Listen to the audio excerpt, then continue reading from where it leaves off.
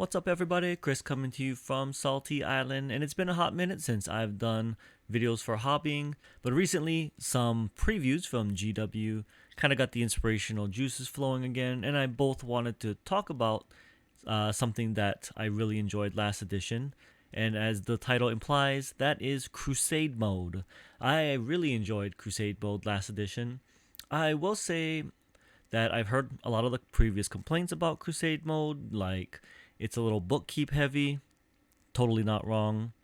And now that we're on 10th edition and starting to get codexes, I feel like the bookkeeping aspect of Crusade mode has not gone away. But I will say it is compensated by having a much better narrative flavor. And I would almost say it turns 40k from purely just a tabletop game into a little bit more of an RPG like experience for players. And there's not a whole lot of coverage on Crusade mode. So if you are checking this video out, hoping to learn a little bit about is Crusade mode for you? Is this something that you're interested in trying out? Well, I'm going to kind of walk through getting started on Crusade mode. This first video will be me doing the Tyranids. I'll also do one for the Space Marines, and then we'll kind of see where the videos go from there. I'll probably definitely do the Necrons and the Admech. We have both those armies here at Salty Island. I'll probably also try playing a little bit of a game and let you guys see how the aftermath of Crusade mode works. But for now, this is going to be about setting up Tyranids in the Crusade mode. So let's go ahead and flip over and take a look, and let's see what we've got here. Boop. There you go. So, a couple of things about the bookkeepingness. One, GW promised a long time ago that there was going to be an app for this, and we're now a whole edition past 9th. Still no app for this.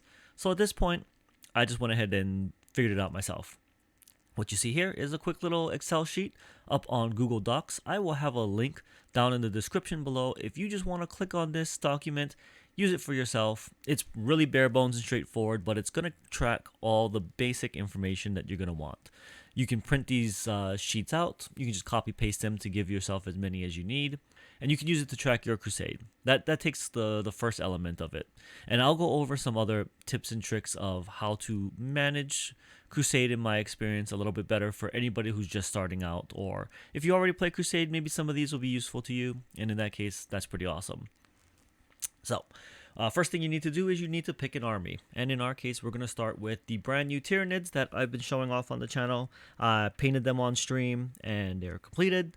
A little bit over 1,000 points, but Crusade mode starts off this time at 1,000 points. You get a few things here. So you get you just fill in your army name, your faction. Now the detachment is a little bit of a personal thing that I've added in here.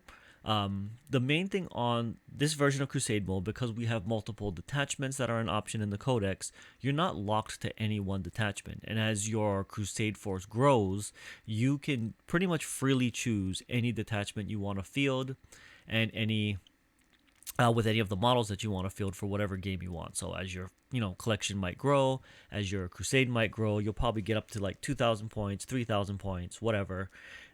You can then field different detachments. If you want to field Crusher Stampede one game and Endless Swarm the next game, you're perfectly allowed to do that.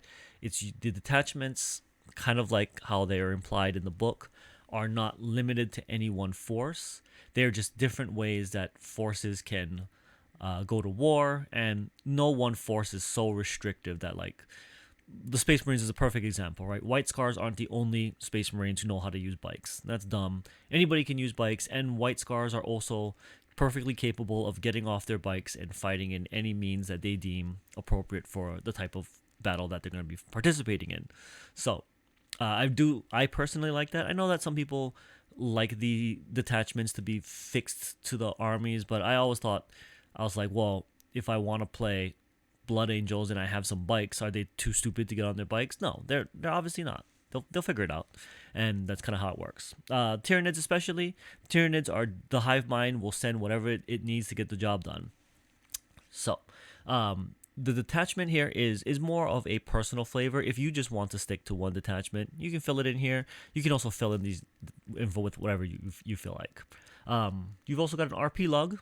This way you can track how you spent your RP, which is requisition points, and you can basically use it as a log of your record so you can kind of track narratively how your crusade is doing. I also got some blank data sheets here with some basic information that you're going to need. So a couple things about getting started on Crusade here. First one is you need a 1,000 point force. You can obviously go less, but the basic game for 10th edition is 1,000 points. I've tried to play at 500. It's functional. You just do need to be a little conscious of the matchup. Sometimes at 500 points, you may not have all of the options available to you from your force, and therefore you might just line up in a bad matchup. And that's just something to be aware of with your opponent. Crusade mode is narrative. It's meant to be played not competitively. So talk to your opponent if you want to play less than 1,000. There's no problem at all with that. Your hobby, your game. Play it however you want. You will start with 5 requisition points. And these requisition points are used throughout the game to buy things like enhancements and upgrades and kind of both help and fix some of the hurts that have happened as your force goes through progressive battles. So let's start. So before we did this already, I put together a bit of a Tyranid force here, and you get to kind of see where I started with. So I started real simple, 1,000 points. Hive Fleet Salty, that's the name of the Hive Fleet that we've got going on here. And in the particular way that I'm building it, I'm going to build up to my Synaptic Nexus army. It may get to 2,000. It may not. I don't know. We'll see. I mean, I'll just keep updating these videos as long as it entertains me. So, but for now, I personally will be playing Synaptic Nexus. It's what this first 1,000 points at least is designed to be used with. I got a Neuro Tyrant, Swarm Lord, 10 Hormagaunts, 20 Termagants, 5 Barbgaunts. I have 2 Screamer Killers. One is the brand new model for 10th edition. One is my 9th edition Carnifex that is basically modeled with the full Screamer Killer kit. And then I got 1 Ripper Swarm. This takes me to 980 points. And if you're wondering why I opted to go with just 1 Ripper Swarm instead of rounding it out to the full 1,000, well, that is because I will be using some requisition points. So there's a bunch of things that you can use requisition for. The first one is you can spend 1 requisition point to up that 1,000 point limit by 200 points. Every time you spend 1, you get 200 more points. And the thing about Crusade mode is you don't have to play with your full force. It's always fun to, but say you run into a person who wants to play and they have 1,000 and you have 2,000. Well, obviously you're going to play at 1,000 points. And so you can pull any of the units from your pool and use that in your game of 1,000 points. The other thing that you can do is you can spend 1 requisition point to go ahead and buy enhancements. When you are first building your Crusade list, like we are right now, the very first non-epic hero character that you add to your list, you can immediately spend 1 requisition point to pay for the enhancement. That is called the Renowned Heroes upgrade. So we're actually going to go ahead and do that right now. Switch that to 4. I'm going to spend the 1 RP for the enhancement Synaptic Control. Each time an attack is allocated to the bearer, you subtract 1 from the damage characteristic of that attack. We'll go ahead and pop that on him, which will adjust our Neuro Tyrant to 125 points. Bam! We'll make a note here on our enhancements that he has. Bam! There you go. So he's got Synaptic Control. This reminds me that he's got this enhancements. Now, if you're wondering, next to points, you have this little box here for Crusade points. And there's a couple of things that this is used for. One is that units, as they participate in battles, as they kill other things, they will generate essentially XP. As you see, we got the little XP box here. At certain XP thresholds, they will go up in ranks. And as you go up in ranks, you are allowed to get more things. You get some upgrades, you can get different enhancements, you can get Crusade-specific relics and buffs, and all of that stuff makes your unit essentially better. And the way that that's tracked in the game is through these Crusade points. You get 1 Crusade point for each improvement, essentially, that the unit gets. So this does include the Renowned Heroes upgrade, and that represents him having 1 enhancement. And as he gets XP and improves, he'll get more Crusade points. When you field a force in a game, you will total up the number of Crusade points that are in that, just the forces that you are deploying, and you can compare that against your opponent. If your Crusade points are various thresholds higher than your opponent will get some buffs to kind of compensate for the fact that your units aren't entirely representative of, being perfectly even in terms of their upgrades, because they've got, just some additional buffs. And besides the enhancements, you don't necessarily pay for all the buffs, especially things like the Crusade specific relics, the Crusade specific bonuses. None of those come with point values. It's represented in these Crusade points. And yeah, it does throw the game balance off a little bit, but again, that's why this is not a competitive way to play. This is a narrative way to play. All right, and that is pretty much the basics of getting started with Crusade mode. Super easy, and as you can see, there's not really any additional tracking beyond what you do when you're just playing a 1,000 point game. Where it does get interesting is once you have a codex, because in the codexes, there are a new Crusade, and you can go with various types of Crusades. If you have the core book that has the campaign in it, there are additional Crusade campaign things that you can do in it, and each of the codexes also has an additional Crusade sort of narrative storyline that you can kind of go down. For the Tyranids, they have the Devouring Worlds campaigns. With the Tyranids, what you do is you will go ahead and generate a world, and then your Hive Fleet essentially will go through a series of games and invade that world. And there's 3 stages as you're invading the world. We're going to get to that in a second. So first things first, there's a chart. There's 3 types of worlds you can invade. There's an industrial world, there's the rural world, and there is a hive world. Obviously, you roll a d6 and you compare the chart. Ooh, and we have an industrial world. So this is basically like a forge world, a manufactorum world, a refinery world. And there are 3 stages for the Tyranids as they invade. There is the invasion stage, the predation stage, and the consumption stage. And in terms of the Tyranids, you go through these stages by just simply doing what you do in 40k, and that is playing games. 2 things you need biomass, and you need the number of battles played.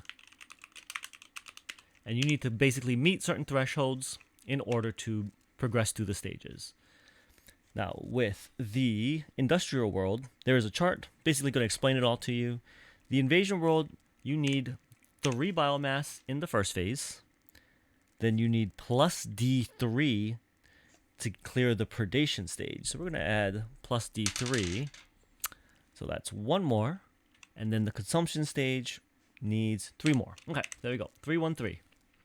So basically, you need to clear this many of this resource in order to successfully complete the invasion, the predation, and the consumption stage.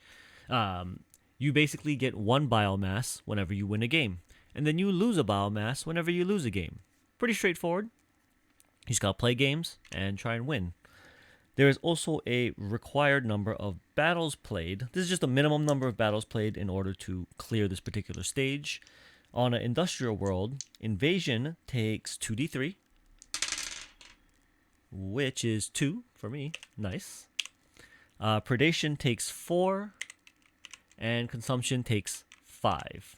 And this is to clear each stage, right? So you need 3 in the invasion and at least 2 battles played. And then when I hit the predation stage, I then need 1 more, and then 4 more battles played. And then the consumption stage, basically I need 3 more and 5 more battles played. Rural world and hive world each have a different chart that you basically will go down, and it'll generate different amounts. At this point here, you can basically play a game. This is pretty much everything that you would need to get set up. As you can see, it was pretty fast. Other things that can happen is as you generate biomass, you can then spend the biomass.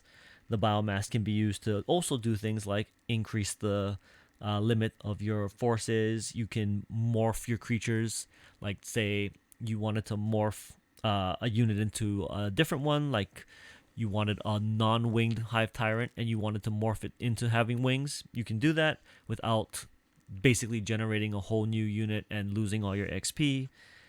There's other things like you can use it to gain more RP if you're just spending your RP very quickly, or you can apparently do an rapid adaptation.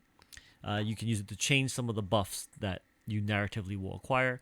Say they're just not working out for you, or you have an upcoming battle where you want a very specific buff.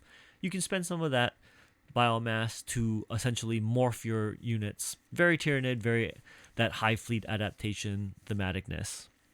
And that is pretty much it. In terms of setting up a Crusade mode, this is pretty much the start of High Fleet Salty. We'll be doing another video, one that covers the Space Marines, and then we'll kind of see from there. I'll probably play a game between the two because I've got one Invasion Tyranid fleet, I've got one Defenders of Space Marines. Obviously, you know what's going to come next, so go ahead and hit the like and subscribe button if you want more content like this. If you're interested in Crusade, go ahead and actually comment down below, especially if you've played Crusade, either last edition or in this current edition, and I appreciate you all checking it out. We'll see you next time. Peace out, everybody.